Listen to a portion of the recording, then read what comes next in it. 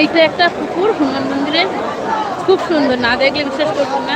এটা দিনের বেলা একটু সাদা সাদা লাগছে, আর কিন্তু যখন সন্ধে হবে না তখন এত কালার করে দেখাচ্ছে, কুয়ারার মতো। আমি যদি কোনোদিন বিকেলের দিকে একদিন আসি তখন দেখাবার চেষ্টা করবো।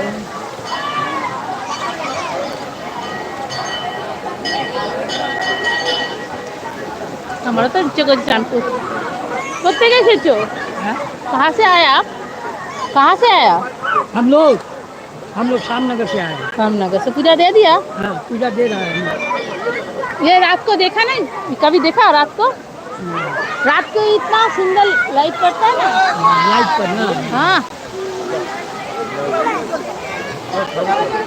পুরোটাই ফল দিয়ে সাজানো হয়েছে।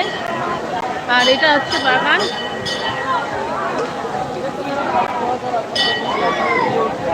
যাতে ধুনো ধূপের হচ্ছে কারোর যদি কোনো ক্ষতি না হয় তার ব্যবস্থা করেছে আলাদা সাইডে।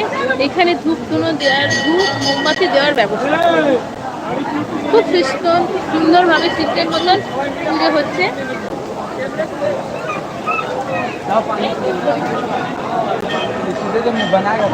আমরা এসেছি এখন মাদ্রাল হনুমান মন্দির। এটা কাকিনাড়া স্টেশন থেকে টোটো বা অটো ধরলেই চলে আসা যাবে মাদ্রাল হনুমান মন্দির। দেখাতে থাকে, হাজার হাজার ভক্তরা এখানে আসে।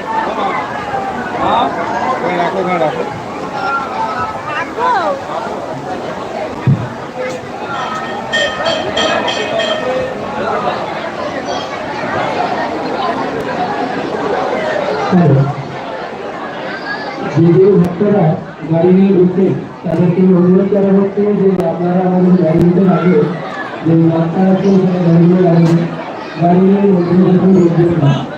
যে ভক্তরা গাড়ি নিয়ে ঢুকছেন তাদেরকে অনুরোধ করা হচ্ছে এখানে পুজো দেওয়ার পরে সবাই হাতে হাতে প্রসাদ দেয়। গাড়ি নিয়ে মন্দিরে ঢুকবেন না। जो भी भक्त लोग गाड़ी लेके आ रहे हैं उनको अनुरोध किया जाता है कि अपना गाड़ी मंदिर के सामने এখানে চারটি খুব সুন্দর। আর এইটা হচ্ছে মন্দিরে ঢোকার পরে বেরোবার জন্য এই পথটা ব্যবহার করা হচ্ছে। এখানে পানীয় জলের ব্যবস্থা করা আছে। এখান দিয়ে হনুমান মন্দিরে হনুমান মন্দিরে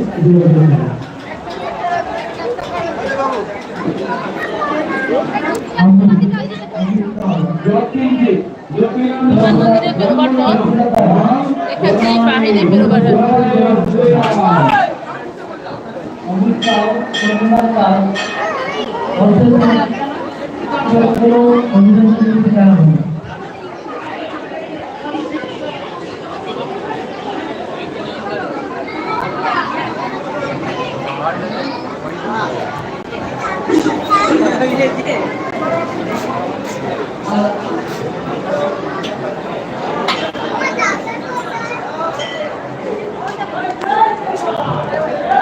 এখানে পার্ক আছে আমার ঠাকুরের চত্বরে।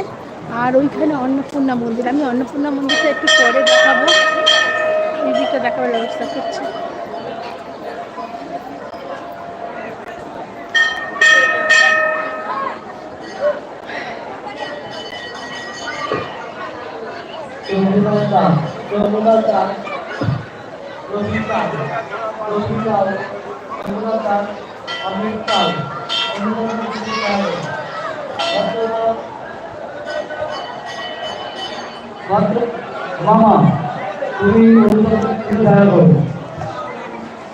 বন্ধুরা কেমন লাগছে কমেন্টে জানাবেন। আর সবাই আজকে একবার পারলেও হনুমান চল্লিশা পাঠ করুন, যদি না পারেন তাহলে একবার শুনুন। অনেক সময় অনেক ক্যাসেটে শোনা যায়,